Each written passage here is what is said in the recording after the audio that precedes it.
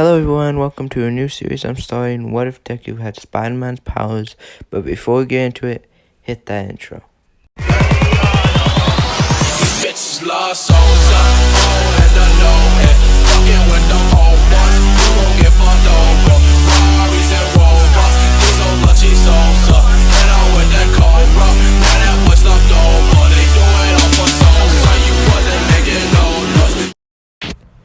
So the story starts off with Deku being quirkless. So he still gets bullied at school.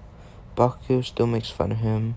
Everyone still makes fun of him for being quirkless in a world with people who have a bunch of quirks. Now, the story really starts taking off when Deku and his classmates go on a field trip to the Meta Liberation Army facility where they make hero tools and hero gear. Now, as Deku and his classmates walk through, a spider crawls down from an air vent and onto Deku. Now, the spider stays on him for a good hour till it's around lunchtime, where Deku almost sits on the spider and the spider proceeds to bite him. Now, the spider, as most of you probably already guessed, is no ordinary spider. It is an experiment that the Meta Liberation Army has been working on to give the quirkless a quirk of an animal almost, or an insect, and this animal is of a spider. So Deku goes home and begins to get very, very sweaty. Now he tells his mother that he's very, very sweaty, and mother takes his temperature, and it is above 100 degrees, which means he has a very, very high fever. So Izuku's mother, decides to take Izuku to the hospital. And Izuku gets checked out, and the fever seems to be going away. So they send him home, and Izuku starts feeling stomach cramps and everything. He's at hospital about to leave, and then he faints on the floor. Now all the nurses, surround him and take him to a hospital bed, where they keep him under surveillance, just to make sure he's okay.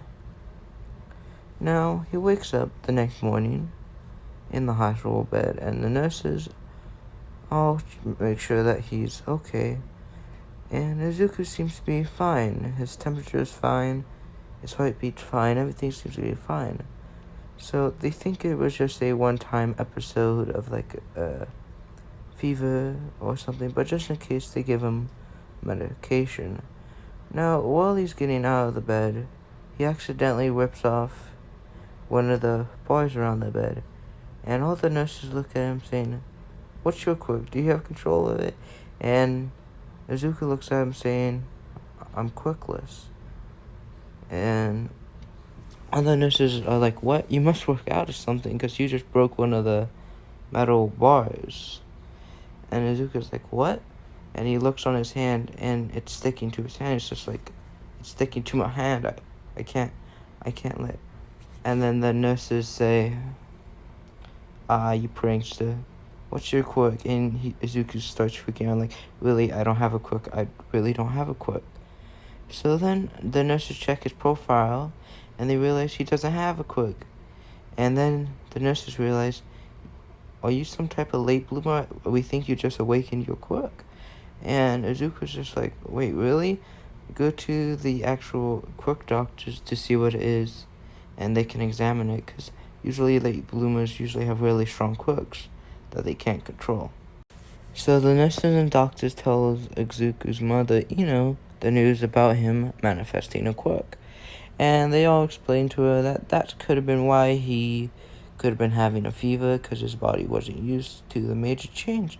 And it seems that it's this type of strength enhancer with a weird sticky hand things that may allow him to grip onto stuff a little bit more. And they checked Ino's quirk, and it's really nothing like it. So they asked her what her, his dad's quirk is, and she obviously says fire breathing. So they just stack it up to be a weird DNA of creating a new quirk that Izuku calls sticky strength. For now, anyways. So they put it as sticky strength, because his hands are very sticky and could stick to things, and he has strength enhancer. And he's really excited to tell Bakugo and all of his classmates that he just manifested a quirk. So the next day, during the morning of school, Izuku tells his classmates that he's manifested a quirk. And they were like, huh, must be pretty weak. And then Izuku shows him that he can stick onto things and he can climb things. Because he was messing around in his room and he figured that his feet are sticky too. But not also that, since Izuku doesn't have full control of his quirk yet, he also tears the wall off trying to get off. And everyone's just like, whoa, that's a pretty strong quirk there. Almost as strong as Bakugo. And Bakugo gets up and says, what did you just say? He will never be as strong as me. And then Bakugo proceeds, I want to see you outside after class. Deku. So after that, after school, Bakugo and Deku meet outside class. And Bakugo says, so you manifested a quirk, huh? I want to see how strong it is. Go to my house. I want to spar. And Deku's like, alright. Bakugo's like, follow me. So as Deku and Bakugo walk to the class, Bakugo's just like, so what's your quirk? I can stick to things and I have a little bit of strength enhancer behind it too. Have you tested it yet? Have you tested how far your strength can go? No, not really. I've actually broken a couple things because I don't have full control of it though. Like what? And that wall I broke during class, and I broke my desk on accident just by putting my hand down on it.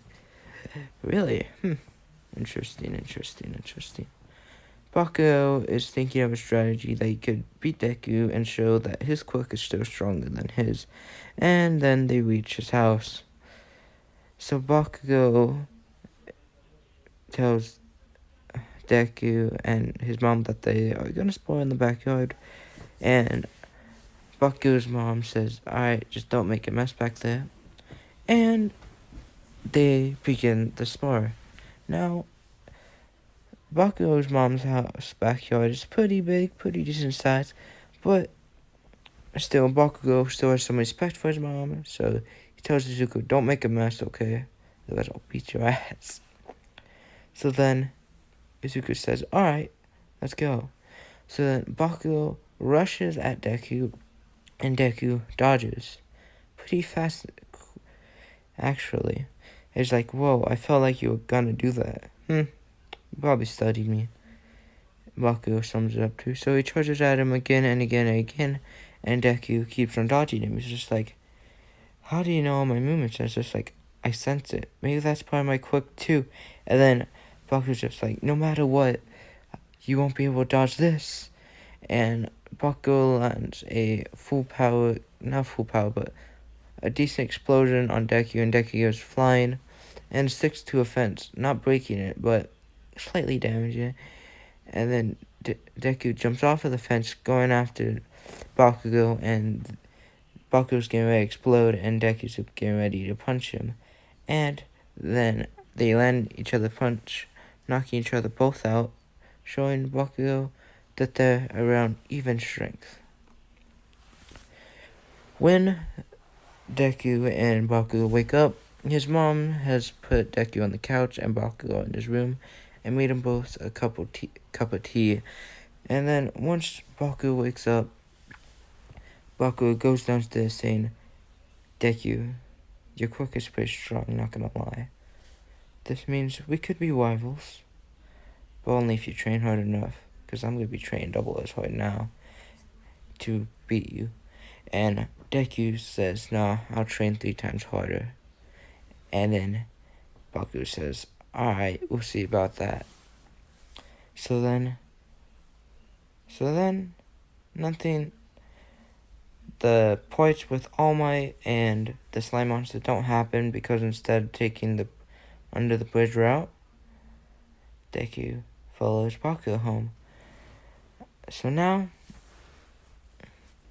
that everything like that happens, they both take the U exams. Now, everything goes up to canon until it's up to the part where the practical exams, where Bakugo and Deku actually get put in the same arena this time. And instead be different, and Uraraka also gets placed in the same arena as Bakugo and Deku. Now, Deku has been training for around 7 months, making his strength around 20 times it usually would, and also gaining control of being able to stick to abilities and figuring out that he can sense punches and stuff that's coming towards him. So now, he's ready for the final entrance exam. So, Baku comes up to Deku and saying, you ain't gonna get in. Half these people are better quirks than that. And Deku says, I've been training. My strength's around 20 times it would be at my normal body strength. You'll see. And Baku's like, alright. We'll see. And everything happens with Deku and Uraraka, and Deku almost falls and Uraraka saves him. So, now, President Mike says, go, and the entrance exams begin. Now, Baku gets around the same amount of points, and Deku actually destroys some robots, and gets actually pretty close to Bakugo, but not close enough. And he still passes.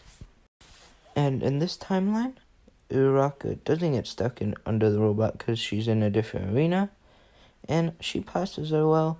And everyone in Class 1A and Class 1B still passes the entrance exam like a normal canon. Alright, this is where I'm going to be leaving off this episode. Hope you guys enjoyed. And the anime logging off.